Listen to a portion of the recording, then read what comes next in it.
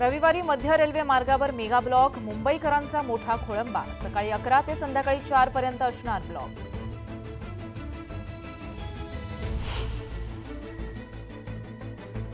अखेर यूजीसी नेटच्या फेरपरीक्षेची तारीख ठरली। 21 ऑगस्ट ते 4 सप्टेंबर कालावधीत होणार परीक्षा।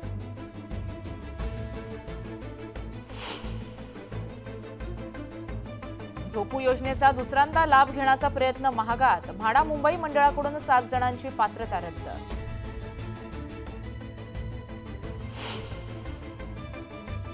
मुसळधार पावसामुळे खडकवासला धरणातून विसर्ग वाढवला। मुठा नदीपात्रात 21,142 क्युसेक्स पाण्याचा विसर्ग सुरू।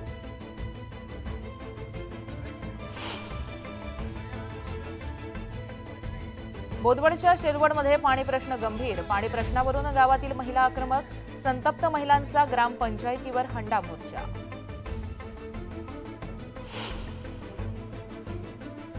जळगावात पावसाळ्यातही तहान भागेना। 31 गावांना टँकरद्वारे पाणी पुरवठा।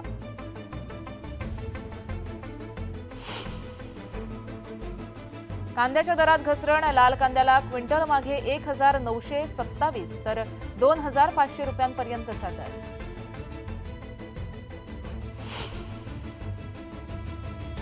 पुण्यात झिकाचा धोका वाढला। रुग्णसंख्या 52 वर 4 रुग्णांचा मृत्यू।